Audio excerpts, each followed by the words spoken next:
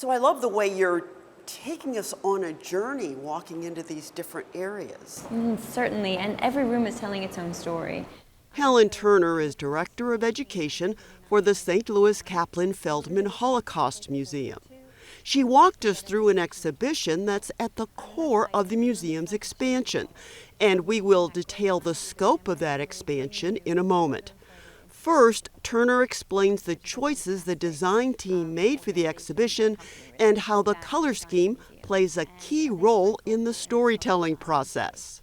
You'll notice as you go through the exhibition that there is a gray line that begins very high in the beginning and slowly descends with you as you get further and further into the Holocaust narrative. When you hit sort of that main focal point, what we're calling the geography of mass murder, the heart of the Holocaust, you're really at the lowest point in the exhibition and the darkest color scheme. And then as we get a resurgence back to life, as we go through liberation, the displaced persons camps, our survivors are coming to the United States, and specifically St. Louis, you see the colors change again and that gray line go up as we see a rebirth. So every light fixture, color, photograph, even angles of the rooms has been incredibly well thought out. Also thought out were selected quotes of Holocaust survivors who settled in the St. Louis area, of resistance leaders fighting for freedom, of veterans who liberated the concentration camps as soldiers, and other figures.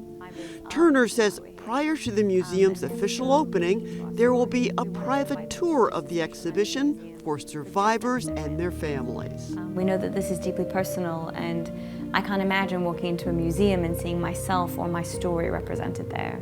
So we want to give them the time and the space to really digest that, and also to have a real support network around them while they do that. It's a deeply emotional topic, and for many of them to see these photographs, to read their own quotes in a museum, will be very empowering, I think, that they're telling their story, but I'm sure will also bring up a lot of memories. During our visit, the rest of the expanded museum was still a construction zone.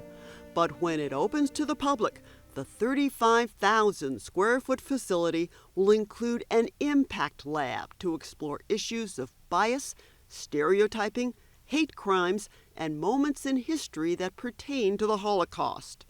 The museum will host special exhibits, film screenings, and guest speakers from around the world.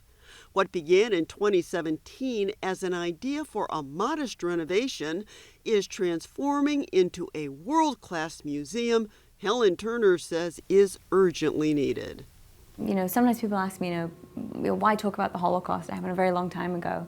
And my answer is really, number one, this is a story that has to be told because it's about all of us. It's about how we treat human beings. But the second is that we are seeing it used more and more in political discourse. We're seeing a rise in extremism, not only in the United States, but around the world. The Holocaust is being used and weaponized. And that's why education on this topic, understanding the true gravity of what we're talking about, is absolutely at the fore of what we do every day. For Living St. Louis, I'm Ruth Ezell.